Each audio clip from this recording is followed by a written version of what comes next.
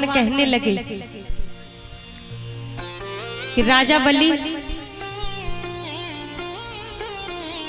जो मैं मांगना चाहता हूं, लेकिन उससे पहले आपको त्रवाचा भरना पड़ेगा। तो राजा बलि ने कुछ सोचा ना समझा और कह दिया कि ठीक है।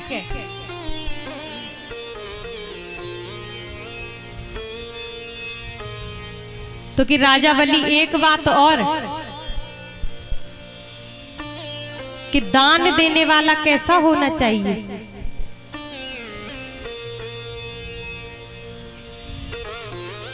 और किस प्रकार से समझाया है कि हम मर्द उसी को कहते हैं जो बात पे अपनी अड़ जाए।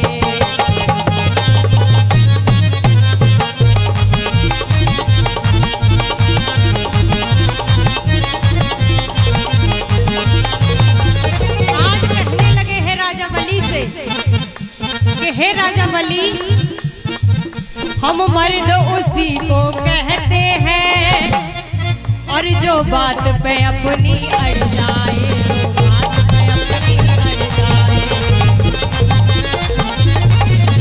और बात का मर्द हिम्मत का धनी,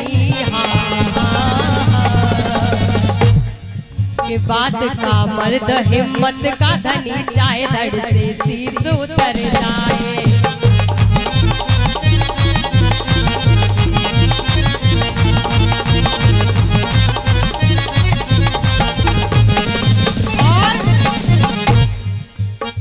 दान देने वाले में और दान को लेने वाले में कैसा रिश्ता होना चाहिए, ये भी सुन लो राजा बलि कि प्रेमी,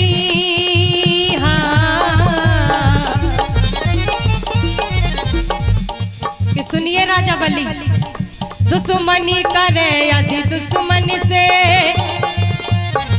और लोहू का प्याला भर जाए, लोहू का प्याला भर जाए। और यदि प्रेम करे तो प्रेमी से, यदि प्रेम करे तो प्रेमी से, देते भी प्राण न घबराए।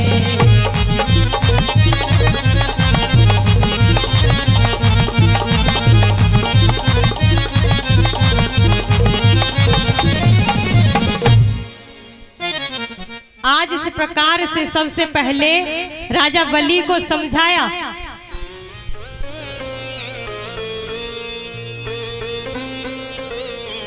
कि राजा बलि एक बार फिर से सोच लो, कहीं ऐसा ना हो कि आप यहाँ से त्रवाचा भर के आप अंदर तक जाओ, जब तक आप भूल जाओ। तो राजा बलि कहने लगा कि नहीं,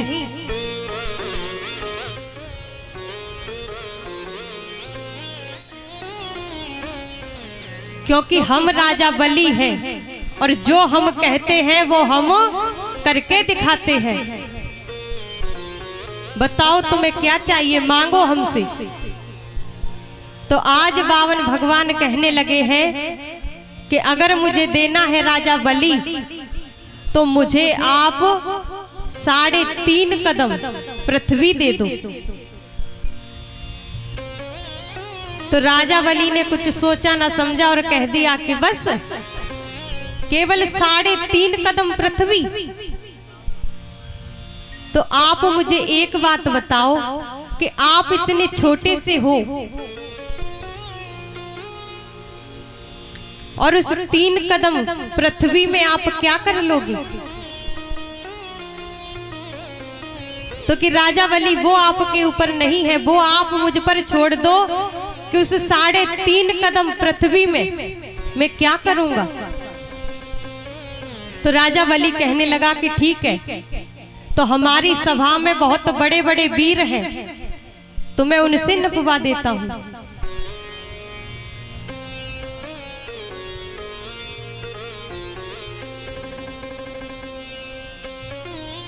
तो आज वो कहने लगे बावन भगवान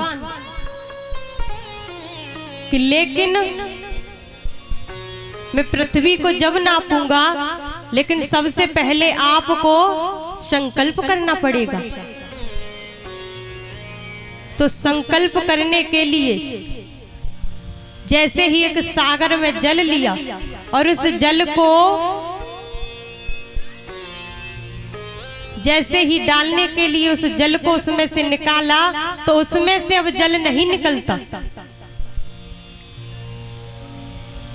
क्योंकि राजा बलि के जो गुरु थे शुक्राचार्य जी,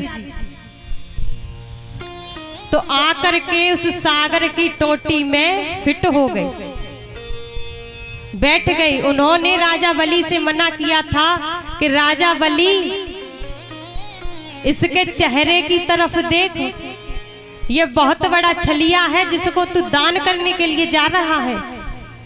इसका तेज बता रहा है कि ये कितना बड़ा छलिया है। अब भी समझ जा राजा बलि, तेरे पास समय है। लेकिन राजा बलि कहने लगे कि नहीं गुरुजी, और अब तो मैं वचन दे चुका हूं, तो मैं उस वचन को पूरा करूंगा। तो आज एक सूक्ष्म रूप धारण करके उस सागर की टोटी में आकर के बैठ गए, और जैसे ही उस जल को निकालने के लिए हुए, तो अब उसमें से जल नहीं निकला, लेकिन बावन भगवान को मालूम था। तो बावन भगवान कहने लगे कि इस सागर को हमारे पास लाओ। तो जैसे ही उस सागर में से जब जल नहीं निकला, तो वहीं पास में एक कुश पड़ी थी, और उस कुश को लेकर के उसकी टोटी में डाला। तो जैसे ही शुक्राचार्य जी का एक बाजार बंद हो गया। आज उनकी बाई आंख को फोड़ दिया। तो यहाँ पर उनकी एक आंख यहाँ पर फूट गई, और उसको इस संसार को बताया है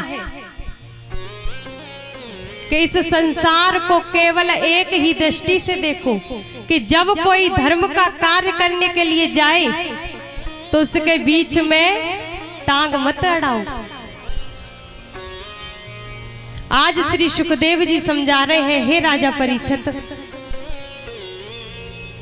आज संकल्प करवाने के बाद में तो राजा बलि कहने लगे कि बताओ, हमारी इस सभा में बहुत बड़े बड़े वीर बैठे हुए हैं, तो मैं इस पृथ्वी को उनसे नपवा देता हूं। तो बावन भगवान कहने लगे, ना, मैं खुद नाप लूंगा। आज जैसे ही नापने के लिए हुए, तो आज उनका इतना विशाल स्वरूप हो गया कि आज राजा बलि हाथ जोड़ करके आज कहने लगे कि प्रभु आप,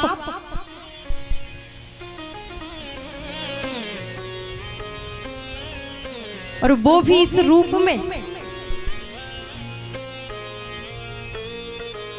तो आज भगवान कहने लगे कि हाँ, बताओ कहां से नापना प्रारंभ करूं मैं। तो आज सबसे पहले बावन भगवान ने आज 3 कदम की गिनती में आज तीनों लोगों को नाप डाला, और नापने के बाद में अब बचा आधा कदम। तो अब कहने लगे कि हे राजा बलि, ये 3 कदम तो मैंने नाप लिए, लेकिन अभी तो आधा कदम और बाकी है, उसे मैं कहां से नापूं। तो आज राजा बलि कहने लगे कि हे प्रभु, अभी आप रुकिए। तो अंदर गए, और अंदर जाकर के इनकी धर्म पत्नी थी जिसका नाम था विंध्यावली। तो आज उस विंध्यावली को बाहर लेकर के आए और कहने लगे कि हे विंध्यावली,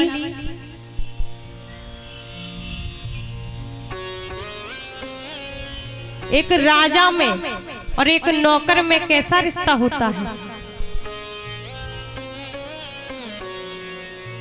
तो विंध्यावली कहने लगी कि राजा में और नौकर में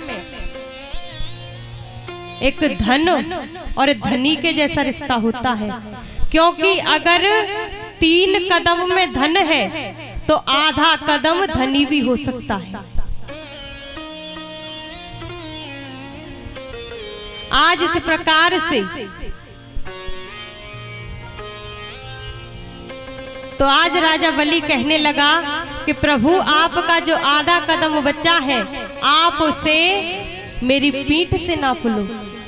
केवल यहाँ पर राजा बलि ने यही गलती कर दी, क्योंकि पीठ से उत्पत्ति होती है अधर्म की, और अगर आज राजा बलि अपनी पीठ से उसको ना नपवाते तो आज उनको स्वर्ग का राजा होने से कोई नहीं रोक सकता। आज इस प्रकार से उन 3 कदमों को नापने के बाद में आज आधा कदम उनकी पीठ से नापा है। तो आज बावन भगवान कहने लगे कि हे राजा बलि, मैं आपके इस दान से बहुत प्रसन्न हूं, बताओ आप क्या मांगना चाहते हो। तो राजा बलि कहने लगे कि हे प्रभु, मुझे और कुछ नहीं चाहिए, बस मेरी एक ही विनती है आपसे, एक ही प्रार्थना है कि मैं जहां तक मेरी नजर जाए बस मैं आपको ही देखूं।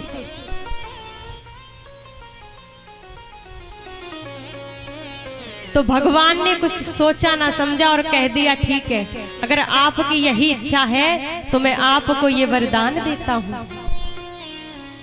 तो अब आप एक बात बताओ कि एक स्थान पर बैठ करके आप अपनी दृष्टि को कहां तक देख सकते हो, यानी नजर को देखने में उसे कहीं दूर जाने में ज्यादा समय नहीं लगता। अब तो परमात्मा ने वरदान तो दे दिया, लेकिन उस वरदान को देने के बाद में आज जैसे ही राजा बलि अपने सिंहासन पर बैठे, अब तो अपनी नजर को चारों ओर घुमाने के लिए लगे। अब भगवान बावन जी आज भागने लगे हैं चारों तरफ, और इधर में नारद जी कहने लगे कि हे मैया, इतना समय व्यतीत हो गया लेकिन पता नहीं पिताजी कहाँ चले गए। तो आज लक्ष्मी जी कहने लगी कि पता नहीं नारद, और इतना समय हो गया अभी तक तो वापस आए नहीं, और मुझे तो बहुत चिंता हो रही है उनकी। तो आज नारद जी कहने लगे कि मैया एक बात बताऊं। कि हाँ कहो नारद, कि आपने कभी कबड्डी देखी है?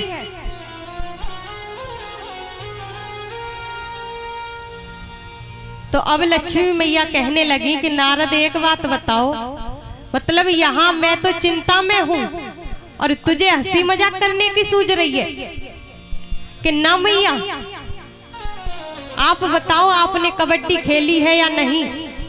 कि हाँ खेली भी है और देखी भी है। तुम्हारा मतलब क्या है? मुझे घुमाओ मत, बताओ क्या बात है। तो कि मैया मेरे साथ चलो। तो आज लक्ष्मी जी को अपने साथ ले गए नारद जी, और जाकर के आज राजा बलि के दरवाजे पर पहुंच गई, लेकिन अपने उस स्वरूप में नहीं गई। एक साधारण सा रूप बनाकर के आज राजा बलि के दरवाजे पर पहुंची, और जाकर के जैसे ही देखा कि भगवान विष्णु लगे हैं भागने के लिए, तो आज उनसे कह रही है कि स्वामी रुकिए। तो आज भगवान विष्णु कह रहे हैं कि लक्ष्मी जी भागती आओ, कहती आओ, भागती आओ, कहती आओ, हमारे पास समय नहीं है, क्योंकि हम तो एक सुई है, मशीन तो उधर है। तो आज लक्ष्मी जी राजा बलि के सामने जाकर के खड़ी हो गई, और खड़ी होकर के कहने लगी कि हे भैया। आज जैसे ही उसने भैया कहा, तो आज राजा बलि ने अपनी दृष्टि को वहीं रोक लिया, और जब दृष्टि को रोका है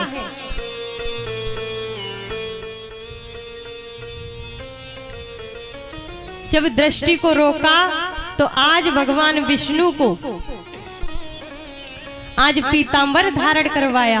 और पीतांबर धारण करवाने के बाद में आज लक्ष्मी जी कहने लगी है कि प्रभु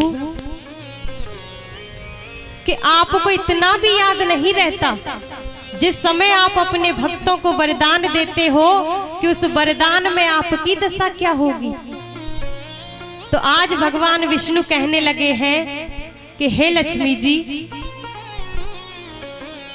जब मेरे भक्त मेरे सामने आकर के मुझसे वरदान मांगते हैं तो फिर मैं उस वरदान को दे देता हूं। मैं कुछ सोचता नहीं हूं, क्योंकि मैं तो हूं भक्तन को दास और भक्त मेरे मुकुटमणि। यहाँ पर भगवान विष्णु ने अपने भक्तों को इतना ऊंचा दर्जा दिया है। बोले गोविंद भगवान की। तो आइए दो शब्द गुरु जी के चरणों में। सजा दो घर